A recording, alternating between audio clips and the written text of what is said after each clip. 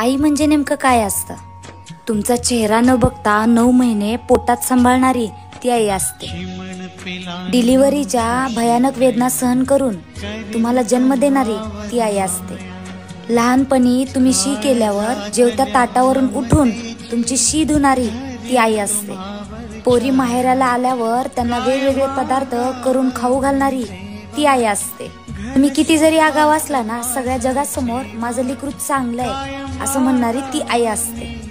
तुम्हाला खर्चाला जेवढे पैसे लागतात त्याच्यापेक्षा आगाव पैसे देणारी ती आई असते. आई समोर तुम्ही किती जरी दिखावा केला तरी तुम्ही टेन्शन मध्ये आहात हे रंगे हात पकडणारी ती आई असते. पोरी नांदायला जाताना सगळ्यात जास्त रडणारी ती आई असते. स्वतःला किती जरी भूक लागली ना, सगळ्या घराबाराला जेवण घातल्याशिवाय न जेवणारी ती आई असते.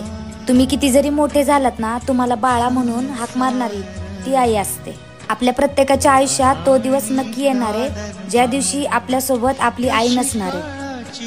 त्यामुळे ना जिवंतपणीच आपल्या आईची कदर करायला शिका, कारण आपल्या आईसारखी आई 7 जन्म मागून सुद्धा भेटणार नाही. तुझ्या विना हा जन्म सोना एकाकी पडले, प्रेम देवता माझी तू अपार